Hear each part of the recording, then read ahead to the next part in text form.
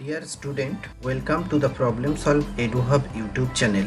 Student, আজ আমি আপনাদের কাছে এজ রিলেটেড প্রবলেম সম্পর্কে আলোচনা করব, অর্থাৎ এজ রিলেটেড অঙ্কর বেসিক ধারণা, বেসিক কনসেপ্ট সম্বন্ধে বলবো এবং বেশ কয়েকটা প্রবলেম সলভ করে দেখাবো, যেগুলো বিভিন্ন সরকারি চাকরি পরীক্ষায় খুব গুরুত্বপূর্ণ ভূমিকা পালন করে। অর্থাৎ যেগুলো শিখলে তোমরা এজ রিলেটেড সম্বন্ধীয় যে কোনো অঙ্ক খুব কম সময়ে সলভ করতে পারবে। তো এখানে একটা জিনিস আমাদের মনে রাখতে হবে, এজ রিলেটেড অঙ্ক করার আগে প্রথমে রেশিও প্রপোর্শন ব্যাপারটা কি সেটা একটু ভালো করে জেনে রাখা দরকার। অর্থাৎ যদি আমাকে বলে দুটো সংখ্যার অনুপাত 4:1, অর্থাৎ আমি এখান থেকে বলবো কি না, নাম্বার এ হচ্ছে বি এর 4 গুণ। অর্থাৎ এ মে বি হতে পারে 4:2 আর বি মে বি হতে পারে 1:2, অর্থাৎ 2 আর এ হচ্ছে এই। ঠিক সেম ভাবে এ 12 হতে পারে,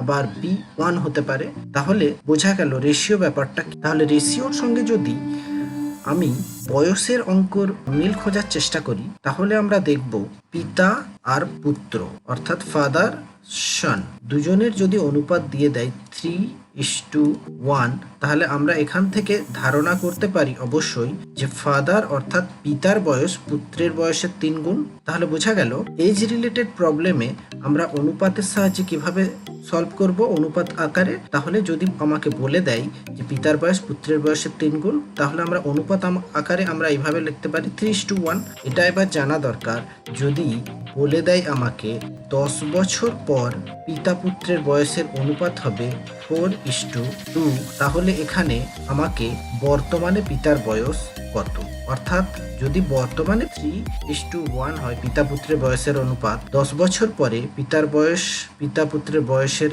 অনুপাত 4:2 হয়, তাহলে বর্তমানে পিতার বয়স কত। তাহলে আমাকে এখানে একটা জিনিস লক্ষ্য রাখতে হবে, দেখো, অর্থাৎ বর্তমান পিতা থেকে 10 বছর পর পিতার বয়সের পার্থক্য, অনুপাতের পার্থক্য 1, আর এখানে পুত্রের বয়সের 10 বছর পরে অনুপাতের পার্থক্য 1। তাহলে এটা অবশ্যই আমি বলতে পারি এই 1টা ডিনোট করছে অর্থাৎ 10কে। তাহলে 1 যদি ডিনোট করে 10কে, তাহলে বর্তমানে পিতার বয়স কত, 3:1 ছিল, তাহলে 3 ধরতেই পারি। তাহলে 1 যদি 10 ডিনোট করে, তাহলে 3 কত ডিনোট করবে না, 10:3 আমরা বলতে পারি, অর্থাৎ 30। তাহলে এটাই আমার উত্তর, যে বর্তমানে পিতার বয়স 30 বছর। এরপরে আমাদের একটা কনসেপ্ট জেনে রাখা দরকার, যদি বলে দেয় পিতা পুত্রের বয়সের অনুপাত 2:1 এবং তাদের বয়সের পার্থক্য বলে দেয় 20, তাহলে আমাকে যদি জিজ্ঞাসা করে পিতার বয়স কত, তাহলে আমি কিভাবে বার করব।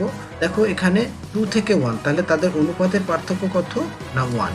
তাহলে সেম ভাবে 1 ডিনোট করছে 20কে, তাহলে 1 যদি 20কে ডিনোট করে, তাহলে বর্তমানে পিতার বয়স কত, বর্তমানে পিতার বয়স 2, অর্থাৎ 2 মানে কত হবে, 2 মানে হবে 20 × 2, অর্থাৎ 40 ইয়ার।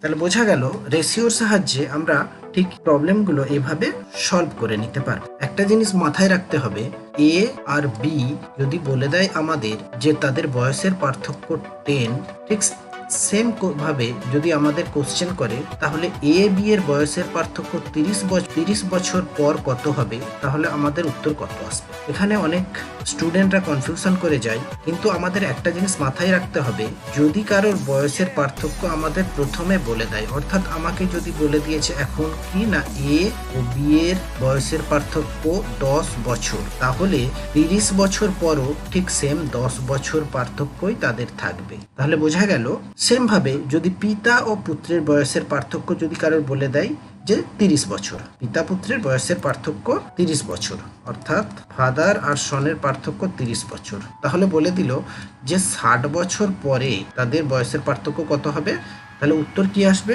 আমার 30 বছর। বোঝা গেল তাহলে পিতা পুত্রের বয়সের অঙ্কের ব্যাপারটা কি। তাহলে নেক্সট চলো কিছু অঙ্ক আমরা সলভ করে দেখব পিতা পুত্র রিলেটেড। বলছে 1 year ago ratio of honey and piyush age was 2:3 respectively, অর্থাৎ হানি আর পীযূষের রেশিও 1 year ago বলতে, তাহলে এখন 2021, 2020তে তাহলে কত ছিল না, পীযূষ, হানি আর পীযূষ, তাহলে হানি আর পীযূষের বয়সের অনুপাত ছিল 2:, বলছে আফটার 5 ইয়ার ফ্রম নাও। তাহলে আফটার 5 ইয়ার ফ্রম নাও বলতে 2021 এখন চলছে, তাহলে কত না 2026-এর কথা বলছে। তাহলে তাদের বয়সের অনুপাত হবে 4:5। তাহলে বলছে নাও হাউ ওল্ড ইজ পীযূষ। এখানে আমি একে তাহলে কি দেখতে হবে যে 2020 থেকে 26 অর্থাৎ 6 বছরের গ্যাপ হচ্ছে। তাহলে 6 বছরের গ্যাপ যদি হয়, আমার প্রথম অনুপাত 2 থেকে 4-এ যাচ্ছে, অর্থাৎ এটা দেখব কত না 2, আর ঠিক সেম ভাবে এটা থেকে 3 থেকে 5-এ যাচ্ছে অর্থাৎ 2। তাহলে আমার এই 2টাই কি করছে, ডিনোট করছে না 6 বছরকে। তাহলে 2 যদি 6 বছরকে ডিনোট করে, তাহলে বলেছে কি না পীযূষের বর্তমান বয়স কত। তাহলে 2021 সালে পীযূষের বয়স 3 ছিল, অর্থাৎ 3 মানে কত হবে না, তাহলে 2 যদি 6 হয় 1 সমান 3 হবে, তাহলে 3 সমান 3 ইন্টু 3 অর্থাৎ 9 হবে। তাহলে 9 এই বয়সটা কত না 2020 সালে ছিল, তাহলে 21 সালে কত হবে 9 + 1 অর্থাৎ 10। তাহলে উত্তর কত হবে আমার 10 ইয়ার। নেক্সট অঙ্ক দেখা যাক। 10 ইয়ার এগো, তাহলে 10 বছর আগে age of mother was 3 times the age of her son. তাহলে 10 বছর আগে অর্থাৎ 10 বছর আগে বলতে আমি এখানে বলতে পারি 2011 সালে। এখন যদি 2021 হয়, মাদার এজ তাহলে তার পুত্রের এজের 3 গুণ, তাহলে 3 গুণ মানে 3:1 আমি এখানে লিখতে পারি। আফটার 10 ইয়ার, আফটার 10 ইয়ার বলতে এখানে 2021 থেকে 2031 হবে। তাহলে আগে বলেছে 10 বছর আগে 3:1 অর্থাৎ 2011 সালে। 10 বছর পরে বলছে কত না টুয়াইস অর্থাৎ ডবল, দ্বিগুণ অর্থাৎ 2:1। তাহলে এখন এখানে দেখো 3 থেকে 2 অর্থাৎ এখানে কমছে, আর 1 থেকে 1 0 হয়ে যাচ্ছে। তাহলে আমাকে এখানে যে মেথডটা অ্যাপ্লাই করতে হবে, দেখে নাও 2 থেকে 1-এর পার্থক্য 2, অর্থাৎ এই 2কে আমার এই অনুপাতে গুণ করতে হবে। আবার 2 থেকে এখানে পার্থক্য কত 1, তাহলে 1কে আমাকে এখানে মাল্টিপ্লাই করতে, তাহলে আমার কত আসলো, এখানে 3 আসলো, এখানে 1 আসলো, এখানে 4 আসলো, এখানে 2 আসলো। তাহলে পার্থক্য কত আসছে 1 আসছে, আর সেম ভাবে এখানে কত ইনক্রিমেন্ট হচ্ছে 1 আসছে। তাহলে এই 1টাই কি ডিনোট করছে কত না এই 2011 থেকে 2021 অর্থাৎ 20 বছরকে 1 ডিনোট করছে। তাহলে 20 বছরকে যদি 1 ডিনোট করে, আমাকে উত্তর কি বার করতে বলেছে, দেখো find the ratio of their present age. তাহলে প্রেজেন্ট এজ কি করে বার করব, প্রেজেন্ট অর্থাৎ 2021 সালে। তাহলে 2020 সালে তাহলে মাদারের এজ কত হবে না 3, অর্থাৎ 3 গুণিত 20 60, আর 2011 সালে সানের হচ্ছে এজ কত হবে না 1 অর্থাৎ 20। এরপরে প্রেজেন্ট অর্থাৎ যেটা আসতে গেলে 10 অ্যাড করতে হবে অর্থাৎ 70, আর এটাও 10 অ্যাড করলে কত হবে না 30 অর্থাৎ 7:3। তাহলে উত্তর এসে গেল আমার 7:3। বোঝা গেল যে অনুপাতের সাহায্যে খুব কম সময়ে কিভাবে আমরা উত্তর বার করতে পারি। অঙ্কটাই বলছে দেখো father age is 4 times the age of his daughter, অর্থাৎ তার পুত্রীর বয়সের 4 গুণ। তাহলে আমরা ফাদার 4 আর ডটার যদি 1 ধরি, বর্তমানে তাহলে পিতা ও পুত্রীর বয়সের অনুপাত 4:1। If after 5 year he would 3 times of his daughter, মানে হচ্ছে 5 বছর পর যদি 3 টাইমস হয় অর্থাৎ 3:1 হয়, তাহলে বলেছে যে what will be the age of the father after 5 year. তাহলে 5 বছর পরে পিতার বয়স কত হবে। তাহলে এখানে আমি দেখব যে বর্তমানে পিতা পুত্রের বয়সের অনুপাত 4:3, 5 বছর পর 3:1। তাহলে এখানে 4 থেকে 3 অর্থাৎ এখানে ইনক্রিমেন্ট হচ্ছে না ডিক্রিমেন্ট, আর এখানে 1 থেকে 1 এখানে হচ্ছে 0 ইনক্রিমেন্ট বা 0 ডিক্রিমেন্ট হচ্ছে। তাহলে আমাকে এমন একটা মেথড অ্যাপ্লাই করতে হবে যাতে কি না আমার ইনক্রিমেন্টটা সেম হয়, অর্থাৎ অনুপাতের যে ইনক্রিমেন্টটা 4 থেকে বেশি হবে আর 1-এর থেকে বেশি হবে, আর যেটা হবে সেটা সেম হবে। তাহলে আমাকে মেথডটা যেটা অ্যাপ্লাই করতে হবে, 4 থেকে 1 বাদ দিলে কত না 3 আসছে।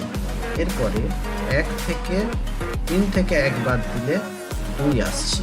তাহলে এইকে নিচের অনুপাত দিয়ে মাল্টিপ্লাই করতে হবে, আর নিচের যে 2 এই 2কে উপরের অনুপাত দিয়ে মাল্টিপ্লাই করতে হবে। তাহলে 2 ইন্টু 2 অর্থাৎ 8, আর এখানে 2, আর এখানে যদি 3 মাল্টিপ্লাই করি তাহলে এটা 9 হয়ে যাচ্ছে, 3 মাল্টিপ্লাই করলে এটা 3 হয়ে যাচ্ছে। তাহলে এবার দেখো আমার পার্থক্য কত আসছে, না 1 ইনক্রিমেন্ট হচ্ছে, এখানেও আমার 1 ইনক্রিমেন্ট হচ্ছে।